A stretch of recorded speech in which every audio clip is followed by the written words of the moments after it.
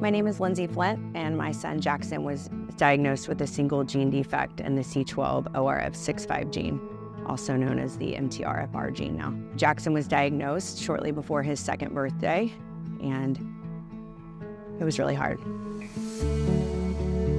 That was the first thing with Zachary. He was diagnosed as being legally blind, but no one could figure out why he was blind. And the blindness didn't come from his eyes, it came from his optic nerve. He had high arched feet and muscle wasting in his legs. His lower extremities were impacted.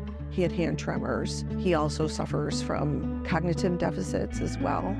But yet he was just high functioning enough where it was really hard to label him. So it took 14 years to get diagnosed.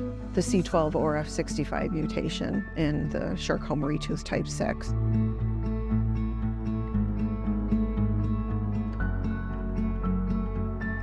It was 10 years ago when I identified the first families with C12orf65 mutations, and actually the molecular mechanism how the mutations in this gene cause disease are still unclear.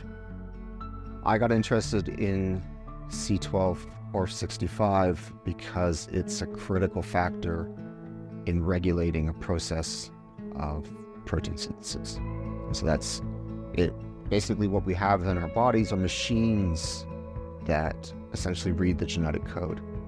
And if a mistake happens in that genetic code, C12orf65 would then come on and basically fix it. What was very interesting to me to see there are similar symptoms present in almost all patients, but everybody, there are several different people, clinicians, neurologists, clinical geneticists who reported the patient, and they reported them slightly differently. In 2019, Dr. Steve Gray at UT Southwestern told me that there was another family that he had worked with in the past with the same gene mutation as Jackson. Another young little boy who had the same mutation as Zach's. So when I first spoke with her, we didn't feel alone. I'll never forget when he told me how old her son was.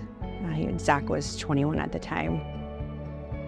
I remember getting that phone call and just sitting in my living room and crying, thinking that there was a chance that my son could make it to 21 too.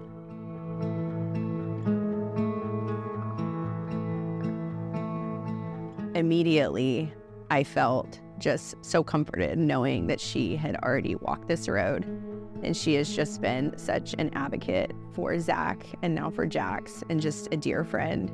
And I honestly don't know how I did 7 years without her. She's become a ride or die friend. And during our time together, this is the first time we've met in person. It's just taking us very strong women to try to make a change for these rare diseases and to save our kids. Oh. Oh my God, I love you. Oh my gosh. After getting Jackson's diagnosis, the first 18 months were really hard.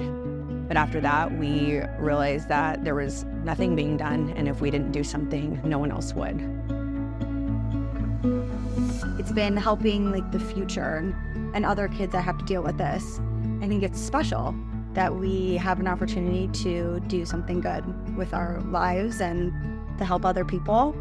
I think we can both agree that ultimately watching both of our moms do everything that they're doing, it's inspiring. At the beginning of the COVID pandemic, Lindsay reached out to me about my research on C12orf65 deficiency. She put me in touch, and I got connected to her family on multiple levels. Never had that sort of personal connection with a family before, and I find that motivates me a lot.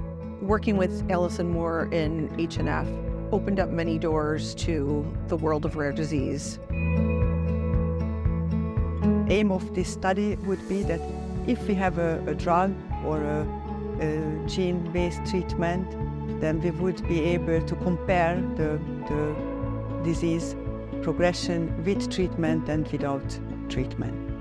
In the next year, I hope we're deep in the weeds of doing the trials.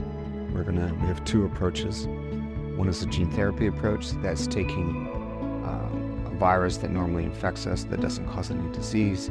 We put in a normal copy of C12orf65 and try and rescue the optic atrophy and blindness that happens in the animal model. Two, we have drugs that we can use to target certain pathways to see if we can improve some of the neurological functions, so to improve the walking ability and such like that. I hope in a year from now that we're in the middle of all of that.